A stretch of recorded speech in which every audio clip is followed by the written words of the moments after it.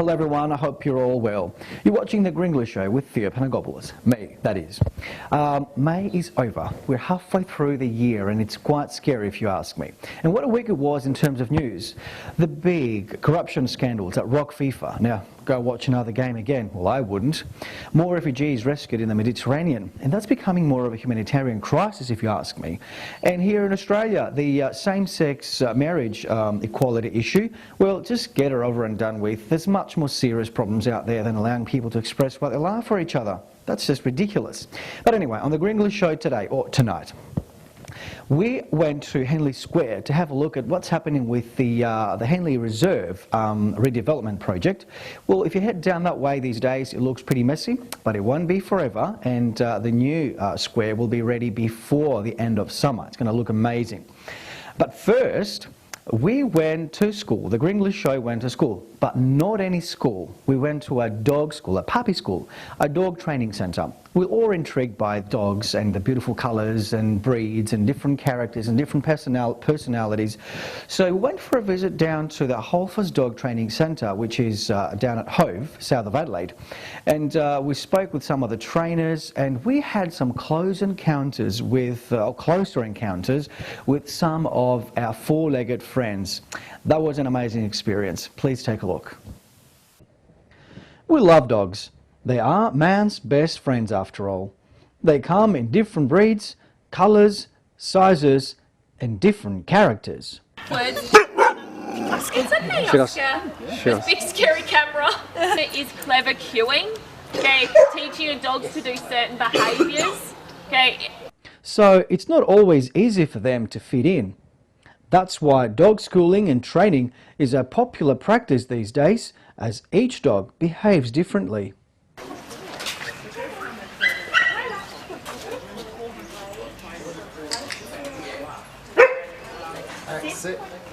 The Grenglish Show went on a rather furry mission to HOLDFAST Dog Centre, south of Adelaide, a centre that focuses on not just training, but positive dog training. Our dogs' tricks, okay, is all about having fun with our dogs. There are tricks that we can teach our dogs that are really handy to have around the house. Okay, there are tricks out there that are just for fun, okay, just to muck around and enjoy. Okay. Teaching your dogs to do behaviours is all about having fun. Okay? If your dogs and you are not having fun, then we need to change things so we are having fun. Yes. Senior trainer Karen Malloy says training dogs translates to training people at the same time. We're working on training people to have well-mannered dogs that fit into the community, so we're not as much into competition obedience. The centre has been running since 1999 and trains around 500 dogs a year. It offers 25 classes a week, from puppy school to the more advanced ones. If he were to go closer, we would put Ernie under too much pressure, and if he kept going closer and no one intervened, he may end up having to snap and bite. But that doesn't mean it was without warning. That's heaps and heaps is going on here to tell us that he wasn't completely happy. Well, we started off small. Like when we started here, we had maybe 100 a year for the first couple of years. Now we're training probably 300-400 a year, if not more. Our membership base is around 800 or 900 members a year. We're not for profit, so everyone needs to be a member. So 800 or 900 members a year. We're so far up to 500, 550 this year. So we run 25 classes a week, right from puppy school up to master's level, plus some agility classes, and we do daycare 5 days a week as well. So daycare is like a childcare centre where dogs get dropped in to have fun and get exercised. Training can be intense but fun at the same time. No force, harsh methods, choke, a chain or any other equipment is used in the process. And the main focus is understanding a dog's behaviour. We're more into behaviours and education, so doggy parents know how to get their dogs to be good citizens. So we do the regular stuff like loose lead walking, sits, stays, drops, but we teach people about behaviour, the hows and whys of what dogs do, how they learn. So our background studies are in behavioural and learning theory, so we teach people about body language, so they can recognise what their dogs are doing and saying, and when things aren't going right, how to problem solve, how to manage. And as they progress through, like basic is obviously very basic, but by the time they get up to masters, we actually go for street walks so that we can help them manage their dogs outside. And by then we're hoping people have got a true understanding of dogs so that they don't misjudge, so that we know what we're seeing, and that in turn can avoid things like dog bites. According to Karen, the hardest part about training dogs isn't actually the dogs. Training people. But not all dogs have it easy. Cruelty against them really exists, and in many forms. People do mistreat dogs in this, and that is appalling. I don't think most people mistreat dogs. I think most people are very genuinely good, and it depends on the level. Like for me, you know, a dog living in a backyard and not having family interaction is a form of mistreatment, but true abuse happens, you know, particularly in places like puppy farms, and where the parent dogs of the dogs that we see in pet shops are, they have no life. That is abuse. That should be stopped. You know, people do abuse dogs, though. It's not unusual to hear about people kicking them and throwing them around, whereas we're hands off. We would never use anything forceful on dogs at all. And the advice given to those who want to have a dog: I think you should research first. If people researched and got the dog that suited their lifestyle, there would be less rehomes and less stress for the parents as well.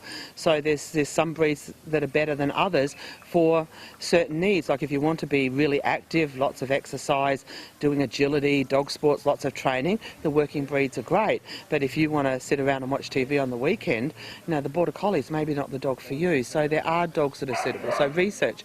We would help. You know, our problem is that most of the time by the time people get here, they've already got their dog. Oh, they're adorable creatures, aren't they? Now, if you own a dog, or if you're in the process of getting one, it's a good idea to go down to the centre and speak to the trainer so they can give you advice as to what sort of dog to go for or how to train a dog. Now, the centre is located at Brighton Oval Complex, entry from Stopford Road at Hove, and the phone number is 8377 0737. Now, we went to Henley Square, like I mentioned earlier on the show. We went to Henley Square to have a look at what's happening with the new redesign project. Now, like I said, it looks pretty messy at the moment. As we know, thousands of people visit that area every summer for the beautiful beaches, the nice restaurants, the nice layout. But the square is going through some more changes, and it's going to look even more amazing. So, more on the story that follows right now. The Henley Square redevelopment project is well underway. Bulldozers, trucks, digging, and the popular seaside spot is having a facelift.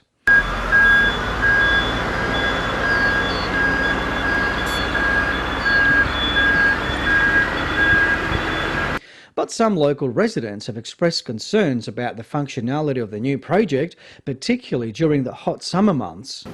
I don't think there's an incredible lot of shade, and now with the summer we get up to 48 degrees, where the square will be uninhabitable basically. The only place you'll see people in that heat is underneath the jetty. Traders, on the other hand, say this project was overdue and they can't wait to see the positive effect on their business. And we're excited that once it is completed, that we will get a lot more, obviously, customers and the public coming through. So it'll be great for our business. I think it'll be great. Definitely, as I said, it will definitely bring lots more people here, and definitely before summer. And yeah, it will look great once it's all completed. The $8.4 million project received an extra $2 million from the Australian government through the Community Development Grants Program. The project for the redesign was awarded to Landscape Architects TCL and Tropo Architects.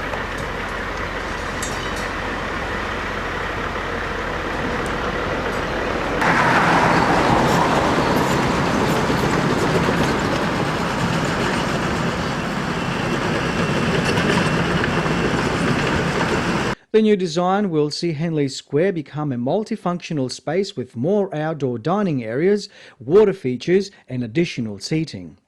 Works on the project were recently interrupted after a massive storm caused damage to the construction site on the beach.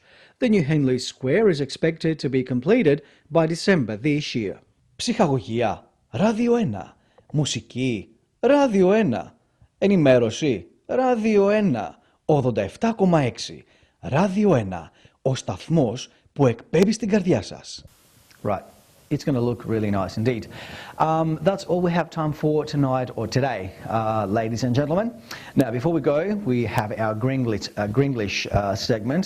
The best one I heard, λοιπόν, το καλύτερο που άκουσα ήταν αυτή την εβδομάδα. Έχασα τα μπούκα μου. Έχασα τα μπούκα μου. Τι είναι τα μπούκα ρε παιδιά, τι είναι τα μπούκα ρε παιδιά. Έχασα τα βιβλία μου, εννοούσε. Και εγώ φυσικά έχασα τα αυγά και τα πασχάλια. Λογικό ήταν. Ένα ακόμα είναι το έσπασε η μπίζνα μου. Λέει ο άλλος, ας πούμε τώρα, λέει «Αχ, έσπασε η μπίζνα μου» ή «Έσπασε η μπίζνα του τάδε», ξέρω εγώ. Το οποίο στα ελληνικά μεταφράζεται ως «χρεοκόπησε η επιχείρησή του» ή «η επιχείρησή μου». So, έσπασε η μπίζνα του, χρεοκόπησε η επιχείρησή του. Ή λέει «αυτός είναι σπασμένος», λέει. Σπασμένος πού, στα πλευρά, είναι στο γόνατο, στο χέρι, τι έσπασε. Λοιπόν, δεν είναι σπασμένος, είναι χρεοκοπημένος. Γιατί άμα θα ακούσω κι άλλα τέτοια Grenglish, θα χρεοκοπήσει και η εκπομπή μου ίδια. Θα σπάσει με λίγα λόγια. Λοιπόν, δεν το εύχομαι. Φίλες και φίλοι, σας ευχαριστώ πάρα πολύ που μείνατε μαζί μου για αυτή τη βραδιά ή το μεσήμερα και το πρωί, οπουδήποτε με βλέπετε. Να είστε καλά και περισσότερα Grenglish και περισσότερες ειδησούλες από την τοπική κοινωνία εδώ στην Αδελαίδα την επόμενη εβδομάδα. Well, thank you so much for watching and I have more Grenglish stories and Grenglish words for you next time. Until then, have a great one.